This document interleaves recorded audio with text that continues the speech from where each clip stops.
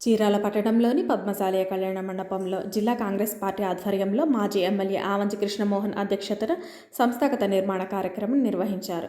సమావేశానికి ముఖ్య అతిథిగా ఆ పార్టీ ఏఐసీసీ పరిశీలకులు శారదార్ హాజరయ్యారు. కాంగ్రెస్ పార్టీ సంస్థాగతంగా బలోపేతమే లక్ష్యంగా పార్టీ అధిష్టానం సంస్థాగత నిర్మాణ కార్యక్రమం చేపట్టిందని ఆయన అన్నారు. బీజేపీ కబంధ హస్తాల నుండి ఈ దేశాన్ని, ప్రజాస్వామ్యాన్ని కాపాడేది కాంగ్రెస్ పార్టీయేనని స్పష్టం చేశారు. ఇక బాపట్ల జిల్లాలో ఆ మంచి నేతృత్వంలో బలోపేతమవుతుందన్న ఆశాభావాన్ని వ్యక్తం చేసిన ఏఐసీసీ పరిశీలకులు శారద్ దహర్ జిల్లా పార్టీ అధ్యక్షుల ఎన్నిక క్షేత్రస్థాయిలో జరగాల్సిన ఆనవాయితీ గనుక నిర్వహిస్తున్నామన్నారు. అనంతర సమావేశంలో మాజీ ఎమ్మెల్యే ఆమంచి మాట్లాడుతూ ప్రజాస్వామ్య వ్యవస్థను కేంద్ర ప్రభుత్వం కాలరాస్తుందని ఆరోపించారు. దేశంలో ప్రజాస్వామ్య స్ఫూర్తిని కాపాడి అన్ని వర్గాలకు సమన్యాయం చేసేది కాంగ్రెస్ పార్టీ మాత్రమేనని తెలిపారు. కాంగ్రెస్ పార్టీని తిరిగి అధికారంలోకి తెచ్చేందుకు కృషి చేయాలని కోరారు. కాగా పార్టీ కార్యకర్తల అభిప్రాయాల సేకరణ అనంతరం ప్రతి కార్యకర్త వ్యక్తిగత అభిప్రాయం సేకరించి కార్యకర్తల మనోభావాలకు అనుగుణంగా జిల్లా అధ్యక్షులను ఎన్నుకుంటామన్నారు. మన రాష్ట్రంలో ఉన్నటువంటి లౌకికవాదులు అన్ని కులాల మతాలను పోరాడించినటువంటి రాజకీయ పార్టీలు కూడా అందరూ మోడీ గారికి లొంగిపోయినటువంటి విషయాన్ని ప్రత్యేకించి చెప్పాల్సినటువంటి అవసరం లేదు. కానీ ఎప్పటికైనా ఒక దశ నిర్దేశాన్ని అనేక భావజాలాలు కలిగినటువంటి భిన్నమైనటువంటి సంస్కృతులు సంప్రదాయాలు కలిగినటువంటి ఈ దేశానికి ఇప్పుడు ఉదాహరణకి మన చీరాల్లో చూసుకుంటే ఒక 100 మీటర్లలో ఒక 5 టెంపుల్స్ ఉంటాయి, దేవాలయాలు ఉంటాయి, ఒక 5 చర్చిలు ఉంటాయి, కనీసం ఒక మసీదు అయినా ఉంటుంది. సహజంగా అమెరికా లాంటి దేశాల్లో కూడా అక్కడ అనేక రాష్ట్రాలు ఉంటారు. రాష్ట్రాలు కొన్ని వేల కిలోమీటర్లు ఉంటాయి చెప్తే, అంటే ప్రజలు ఒక 100 మీటర్లలో వాళ్ళ జీవన విధానాన్ని, సాంప్రదాయాలని, కులాలని, మతాలని ఆచరిస్తూ ఒక స్నేహపూర్వకమైనటువంటి, ఒక సామాజికపరమైనటువంటి ఒక స్పృహతోటి అందరూ అన్నదమ్ములాగా కలిసిపోయినటువంటి పరిస్థితి మన ఒక భారతదేశంలో, మరి ముఖ్యంగా మన చీరాల లాంటి ప్రాంతాల్లో కూడా ఇక్కడ మనం ప్రత్యక్షంగా చూస్తున్నాం. నాకు తెలిసి మన ప్రాంతాల్లో ఇప్పుడు మతపరంగా ఘర్షణ జరిగినటువంటి దాఖలాలు లేవు.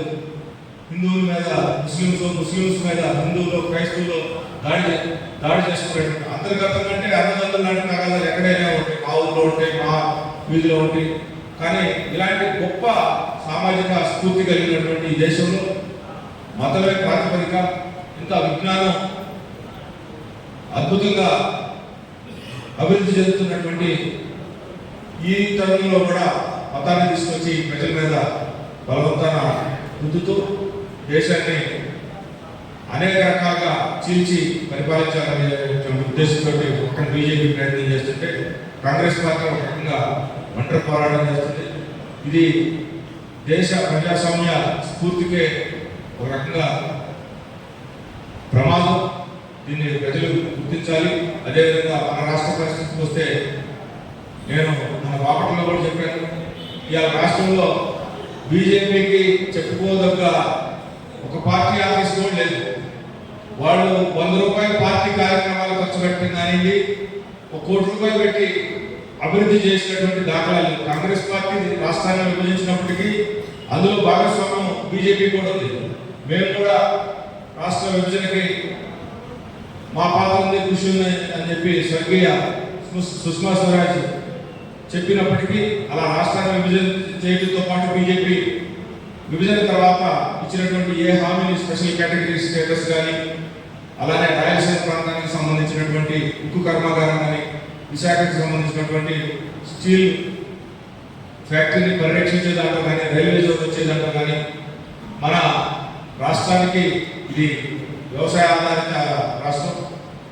ఎంతో ముఖ్యమైనటువంటి పోలవరం ప్రాజెక్టుని ఈ రోజు వరకు సక్రమంగా నిధులు ఇవ్వకుండా అంతర్గతంగా గొడవలు పెట్టేసి తెలుగుదేశం మీద, వైసీపీ మీద బ్లేమ్ చేసి తమాషా చూసేటటువంటి పరిస్థితి. ఇలా ఒక విషయంలో కూడా సహకరించకుండా, ఒక పార్టీ కార్యాలయం లేకుండా కూడా 25 ఎంపీ సీట్లు ఉంటే 25 ఎంపీ సీట్లు మద్దతు బీజేపీకి ఇస్తున్నారంటే, ఇవాళ తెలుగుదేశం కానీ, వైసీపీ కానీ ఏ ప్రయోజనం ఆశించి మోడీ గారికి, బీజేపీకి మద్దతు తెలియజేస్తున్నారు. తెలుగుదేశం పార్టీ అయితే వాళ్ళ వర్గం తాలూకు ప్రయోజనాన్ని, వాళ్ళ వ్యాపారాన్ని, వాళ్ళ మూలాలను బలపరుచుకునే దానికోసం, జగన్ గారు కూడా తన యొక్క వ్యక్తిగతమైనటువంటి వ్యవహారాలని చక్కబెట్టుకునే దానికోసం, తనకున్నటువంటి పరిస్థితుల్ని అధిగమించే దానికోసం ఇలా ఈ రెండు పార్టీలు కలిసి బీజేపీకి సపోర్ట్ చేస్తున్నాయి తప్పితే ఇలా రాష్ట్రం యొక్క అభివృద్ధి కానీ ఇక్కడ స్థానిక పరిస్థితులు సహజంగా తెలుగుదేశానికి ఓటేసిన, జగన్కి ఓటేసిన, బీజేపీకి సపోర్ట్ చేయమని ఎవరైనా చెప్పారా?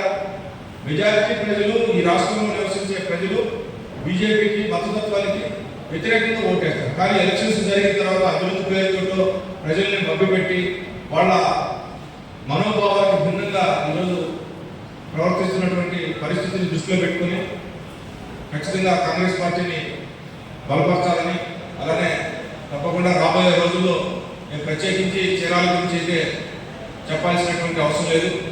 కొద్ది రోజుల్లోనే స్థానిక పరిస్థితులన్నిటి కూడా గ్రామాల వారీగా, వార్డుల వారీగా సమీక్షించుకొని, నేను ఇందాకే చెప్పాను, ఈ కార్యక్రమానికి వచ్చే ముందు మనం లోకల్లో కూడా కమిటీస్ని, ఇటు ముఖ్యంగా పట్టణ కమిటీని ఏర్పాటు చేసుకొని ఉన్నటువంటి 2 మండలాలు అలానే గ్రామ వార్డు కమిటీలు కూడా ఏర్పాటు చేసుకొని, మరి ముఖ్యంగా పెద్ద ఎత్తున తెలుగుదేశం పార్టీ ప్రభుత్వంలో ఇక్కడ జరిగేటటువంటి స్థానికంగా అవినీతి చెప్పడానికి వీలు లేనటువంటిది.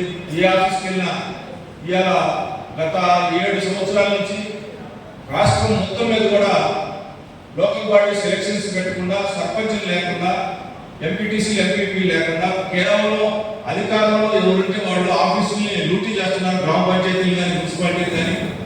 ఇవాళ సుమారుగా చీరాల నియోజకవర్గంలో ఉన్న 24 పంచాయతీలు అయితే నాకున్నటువంటి అనధికారిక సమాచారం ప్రకారం 35 నుంచి 40 కోట్ల రూపాయలు అవినీతి జరిగింది. కేవలం పేపర్ మీద మాత్రమే పన్నులు చూపించి అధికారులు ఎవరెవరు దోసుకున్నారో రాబోయే 1 నెల రోజుల్లో తప్పకుండా గతంలో పరిపాలించిన వాళ్ళు కానీ ఇప్పుడున్నటువంటి పాలకులు ఎవరో పాత్ర, ఎవరో భాగస్వామ్యం అనేది నేను చీరాల ప్రజల ముందు ఉంచుతాం. అలానే గ్రామాల్లో రోడ్లు చేపించినటువంటి పరిస్థితి లేదు. పారిశుద్ధ్యం అయితే మున్సిపాలిటీలో అధ్వానంగా ఉన్నటువంటి పరిస్థితి. ఈ చీరాల ప్రజలు 400 మంది కార్మికులకి జీతాలు ఇస్తున్నారు. రిక్షాలు తొక్కునే వాళ్ళు, ఆటోలు తొక్కునే వాళ్ళు, కూలి పని చేసే ప్రజలు పన్నులు కట్టి వాళ్ళకి మంచినీళ్ళు ఇవ్వమని చెప్పి, కనీస అవసరాలు కల్పించమని చెప్పి, రోడ్లు ఓడ్చమని చెప్పి స్థానిక ప్రజలు కట్టే పన్నులు కూడా ఈ 400 మంది కార్మికులకి ఇవ్వకుండా వాళ్ళ సొంత మనుషుల్ని కనీసం 200 మందికి గతంలో వాళ్ళు కానీ ఇప్పుడు వాళ్ళు కానీ జీతాలు నొక్కేసి కనీసం పరిస్థితులు కూడా పాటించకుండా అనేక సమస్యలు. ఇవాళ జనం మున్సిపల్ ఆఫీస్ కావచ్చు, ఎంఆర్ఓ ఆఫీస్ కావచ్చు, పోలీస్ స్టేషన్ కావచ్చు, గ్రామాల్లో పంచాయతీలు కావచ్చు, ఒక ప్రజాప్రతినిధి ఎవరుండి ఒక గ్రామానికి తాలూకా పెద్ద మనిషి ఉండి వాళ్ళ సమస్యల్ని చక్కబెట్టేటటువంటి పరిస్థితులు ఇక్కడ లేవు. నేను పూర్తి స్థాయిలో క్రియాశీలకంగా ఉండకపోవడానికి మీ అందరికీ తెలిసినటువంటి విషయమే. నేను 25 సంవత్సరాల నుంచి ప్రత్యక్ష రాజకీయాల్లో ఉన్నాను.